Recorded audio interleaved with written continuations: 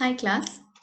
So far we have already discussed about 6 chapters of the God of Small Things. In this video we will be discussing chapter 7 to 10. Alright. Chapter 7 is titled Wisdom Exercise Notebooks. If you remember from your childhood, if you have any of your notebooks from your childhood remaining from your school times, okay, you'll remember that. I don't know if it was in your time, but I think earlier in probably our parents' time, Wisdom was a popular brand of notebooks, okay, and these exercise notebooks had the label in front that said, name, school, college, division, and all of that, right? So the chapter 7 begins in the present, where Rahel is in Ammu's old room, which is Esther's room now, and she's looking for something. All right, she's looking for old treasures, is how I would like to put it.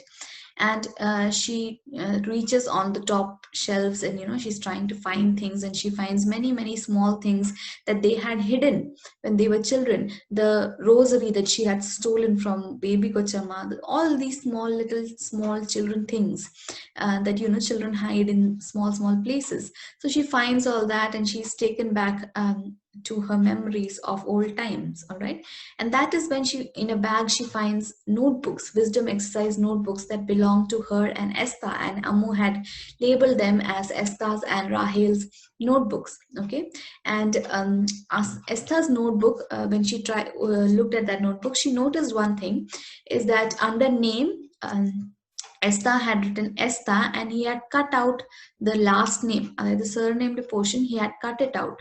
Why? Because remember, when we discussed the first chapters, we were talking about how, because Amma was divorced from her husband, she did not wish to give her children her husband's name. She was still deciding between her husband's name or her father's name. So for now, the children did not have any surname, and that is why, instead of writing his surname, Esther's name was Esteban Yaakov, but instead of writing Yaakov, what he did is that he wrote his name as Esteban Unknown.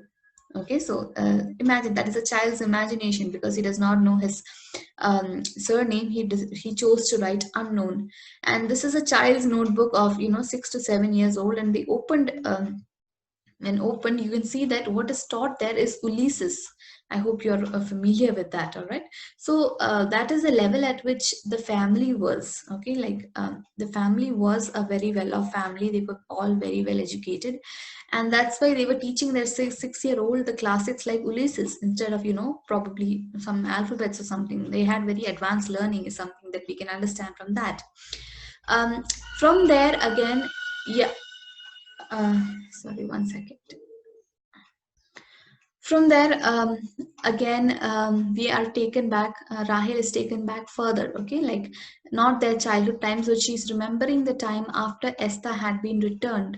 Okay, after Esther had been returned to their father, something bad had happened. All right. Now, I want you to imagine this novel as a probably a 1,000 piece puzzle. All right, and one by one we are fixing the pieces of puzzles in their positions, but there are still so many gaps. So from the beginning itself, we know that something bad has happened with this family.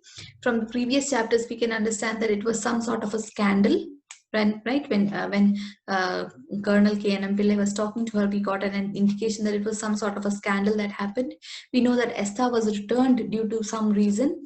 All right, now all of this has happened, but we know that Ammu has died when she was 31 years old, right? So all of that has happened, but still the gaps are remaining, as to the sequence of events are still being coming to us in fragments, and we are putting these fragments together and making an entire whole.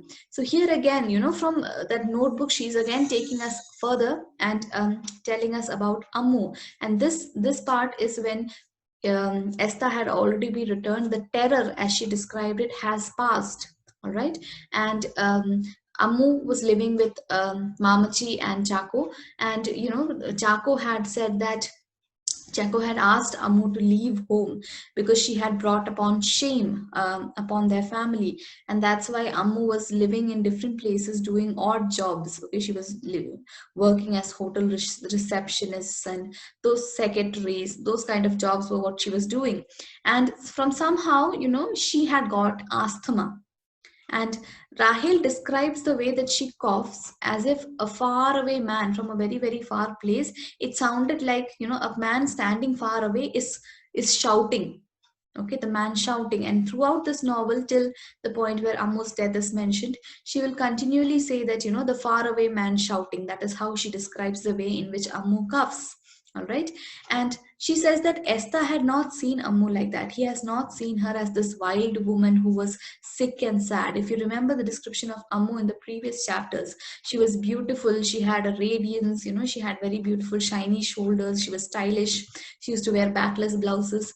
From that, she completely changed. Her appearance completely changed into a wild, sick, sad woman. All right.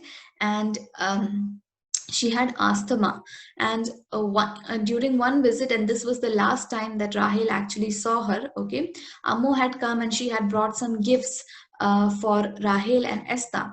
But what was important was that, at that point in time, Rahel was almost 11 years old. But the gifts that Ammo had bought was a book and all of that. Okay, and that was appropriate for probably 6 to 7 year olds. So it was almost like Ammo wanted to freeze time before all that bad thing that happened.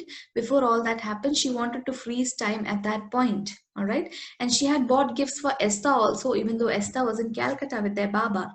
And she talks to Rahel and says that, I will try and find a good job. She had lost her last job when she came to IMNM at this point. She said that I am looking for a good job. I have applied for a job at the UN. And once I get that, I will be able to get a room for rent, and I will take you with to live with me, and I will go and bring Esther back from Calcutta, and we will be together again and all of that. All right. But Ammu is not the same person that Rahel knew as a child. She has changed drastically. And this is described when in the dinner table. All right, there's a dinner scene that is happening, and there her manners, Ammu's manners, are so different, so much so that Rahel is shocked. Okay, even though Rahel is not someone who is very fine and refined, but still she's shocked at the kind of behavior that Ammu has. She cuffs into a handkerchief and she looks at it. Okay, Kafatine Nokita, she tells Rahel that you should always check the phlegm. All right.